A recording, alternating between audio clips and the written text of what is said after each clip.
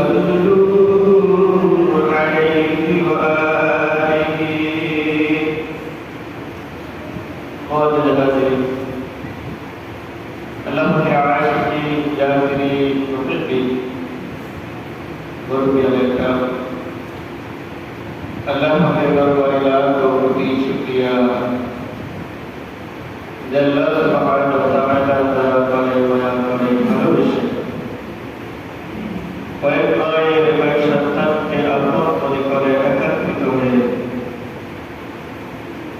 আল্লাহর ঘর মসজিদে আসবার বসবার আর হাজরিকি মায়ের চিন্তা করার আগেও বলে আমাকে কিছু কথা বলবার আপনাদেরকে শুনবার তৌফিক দিয়েছেন এই জন্য শুকরিয়া আদায় করা দরকার আলহামদুলিল্লাহ। আমরা আলোচনায় এসেছিলাম রাসূল সাল্লাল্লাহু আলাইহি ওয়াসাল্লামের বয়স যখন 25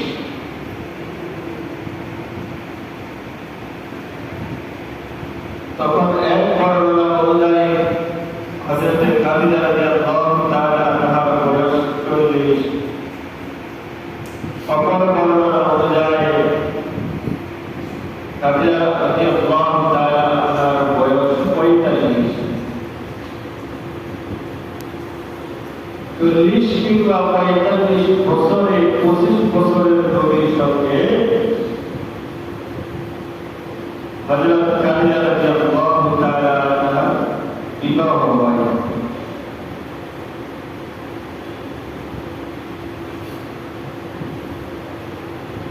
তো খাদিজা রাদিয়াল্লাহু তাআলা আনহার গর্ভ থেকে উদর থেকে রাসূল সাল্লাল্লাহু আলাইহি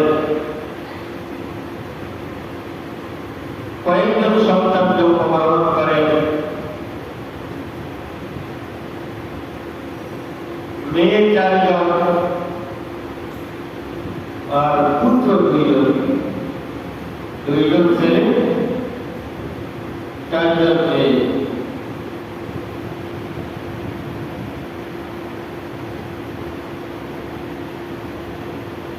মেয়ে 4 জনের নাম ফাতেমা, যায়েনাব, রুকায়া, উম্মে কুলসুম। ফাতেমা, যায়েনাব, রুকায়া, উম্মে কুলসুম।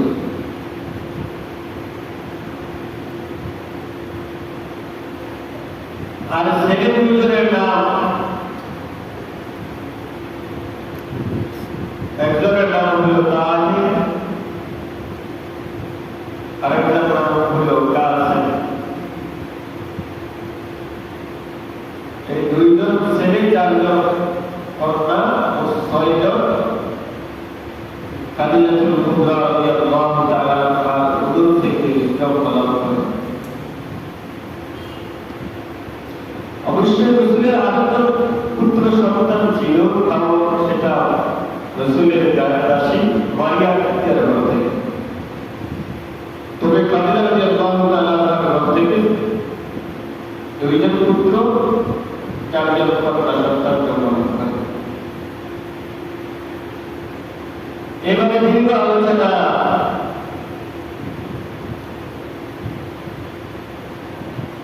রাসূলের ধীরে ধীরে বয়স বৃদ্ধি পাইতে লাগলো। পুরো আলোচনা করে শেষ করা যাবে না। রাসূলের বয়স যখন 40 বছর হয় তখন রাসূল সাল্লাল্লাহু আলাইহি ওয়াসাল্লাম আল্লাহর পক্ষ থেকে নবুয়ত লাভ করেন। কত বছর বয়সে? 40 বছর বয়সে আল্লাহর পক্ষ থেকে নবুয়তি লাভ করেন।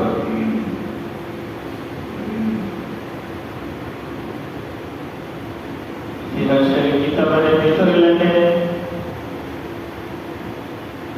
40 বছর বয়সে নবী সাল্লাল্লাহু আলাইহি ওয়াসাল্লাম যখন নবুয়ত লাভ করলেন, আল্লাহ নবী নবুয়ত লাভ করে তখন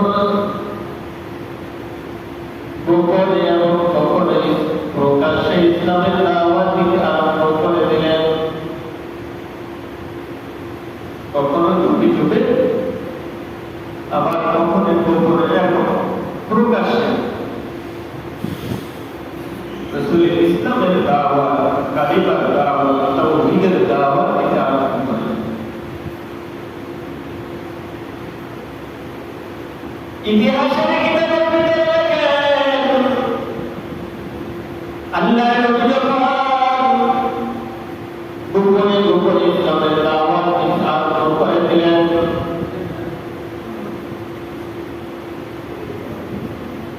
রাসূলের দাওয়াতের কারণে সর্বপ্রথম মহিলাদের মধ্যে হতে খাদিজাতুল কুবরা রাদিয়াল্লাহু তাআলা আনহা ইসলাম গ্রহণ করেন। মহিলাদের মধ্যে খাদিজাতুল কুবরা রাদিয়াল্লাহু তাআলা বিরুদ্ধে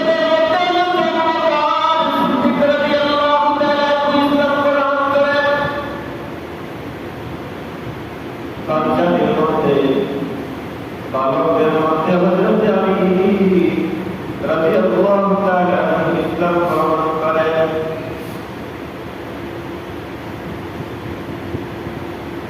গোলামদের মধ্যে হযরত বেলাল হাবশী রাদিয়াল্লাহু তাআলা আনহু রাসূলের দাওয়াত ইসলাম গ্রহণ করেন। এবার রাসূলের দাওয়াতে ইসলাম গ্রহণ করেন আবু বকর রাদিয়াল্লাহু তাআলা তিন গোত্রের ভিতরে দাওয়াতের কাজ আরম্ভ করে দিলেন। আবু বকর রাদিয়াল্লাহু তাআলা ইসলামের দাওয়াত দিচ্ছেন, তার চেষ্টার বদলে তার আয়াতে তার দাওয়াতের বিনিময়ে পাঁচজন লোক ইসলামের ছায়া তলে আশ্রয় নেয়। আবু বকর ইসলামের দাওয়াত দিতে লাগে, তখন তার অধীনে আবু বকর রাদিয়াল্লাহু তাআলার অধীনে পাঁচজন লোক তিনবার থেকে ধন্য হয়, ইসলামের ছায়া তলে আশ্রয় নেয়।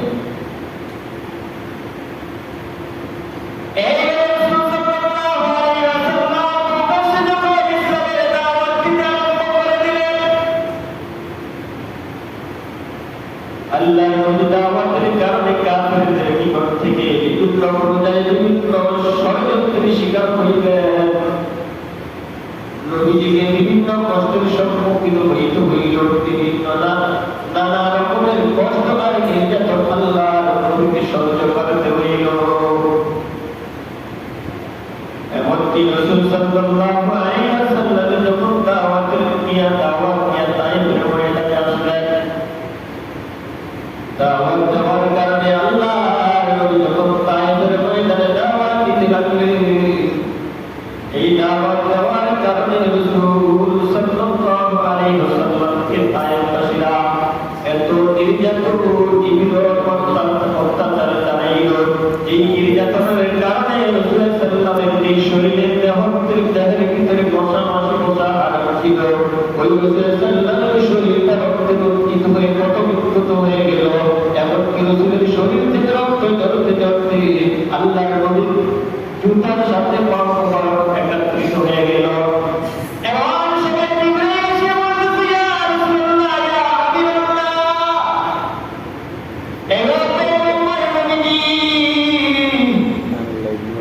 আপনি যদি হুকুম করেন আমি এই তায়েফবাসীকে দুই পাহাড় চাপা দিয়ে ধ্বংস করে দিল। আল্লাহ নবী ডাকতে বলেন, ইব্রাহিম এরা তো আমাকে বুঝে নাই, এরা আমাকে চিনে নাই। যদি এরা আমাকে চিনত, যদি এরা আমাকে জানতো আমি কে, তাহলে তারা আমাকে কখনো কষ্ট দিত না, আমাকে নির্যাতন করতো না, আমার উপরে জুলুম অত্যাচার নির্যাতন অবিরত চালাইতো না। এরা চিনে নাই, না চিনার কারণে এরা আমার সাথে দুর্ব্যবহার করতেছে। হয়তো তারা ইসলাম গ্রহণ করে না, কিন্তু হইতে পারে ভবিষ্যতে তাদের প্রয়োজন পড়া ইসলাম গ্রহণ করবে।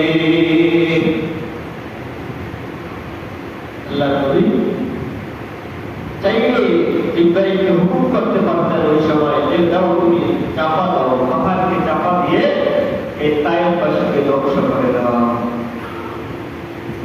আল্লাহ নবী সেটা করে নাই। আল্লাহ নবী বলছে ফাইন্নাহুম লা ইয়ালামুন, নবী বলেন তারা জানে না, তারা বুঝে না। যদি জানতো বুঝতো আমি মুহাম্মদকে চিনত তাহলে তারা আমাকে কখনো কষ্ট দিয়ে যেত, করতো না, দিত না।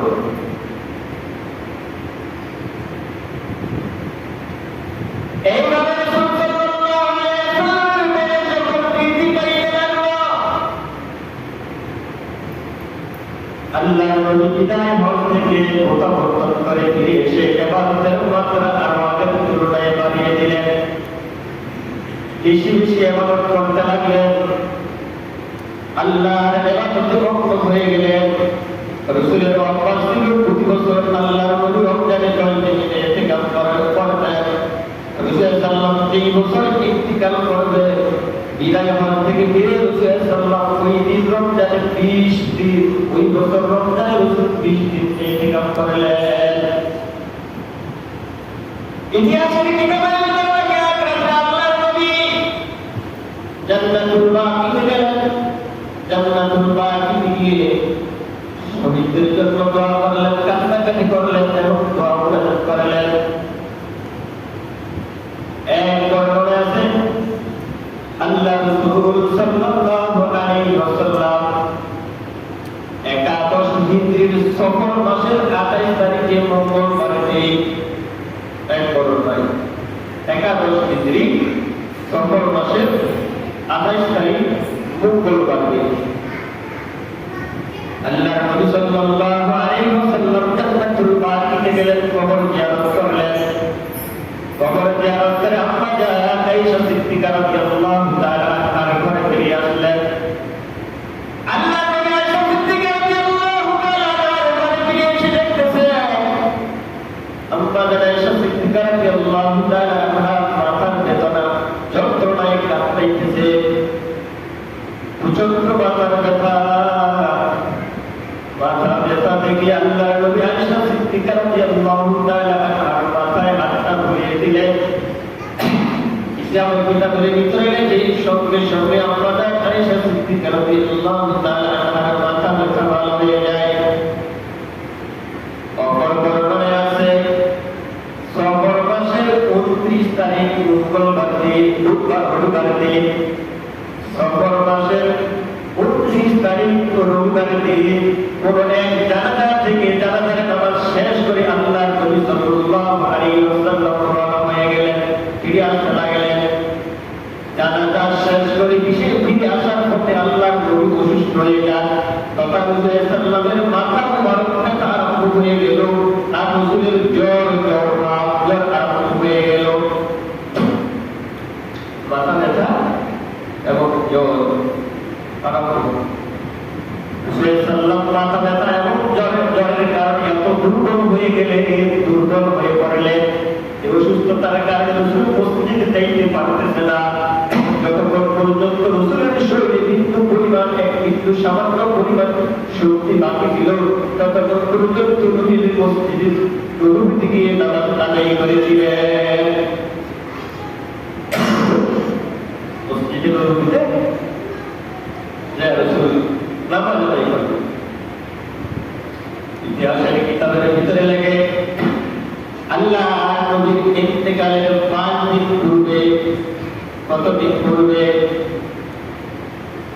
আল্লাহ নবীর ইন্তেকালের 5 দিন পূর্বে মনের একটা আক্রান্ত হয়ে গেলেন, মাথা ব্যথা আক্রান্ত হয়ে গেলেন।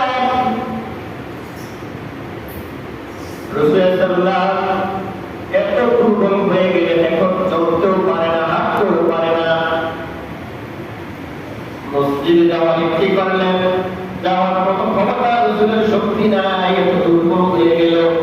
যেই দুর্বল হওয়ার কারণে আল্লাহর নবী সাহাবী হযরত আব্বাস রাদিয়াল্লাহু তাআলা আনহু এবং আবু সাঈদ রাদিয়াল্লাহু তাআলা আনহু রাসূল সাল্লাল্লাহু আলাইহি ওয়াসাল্লামকে কাঁধে করে দুইজন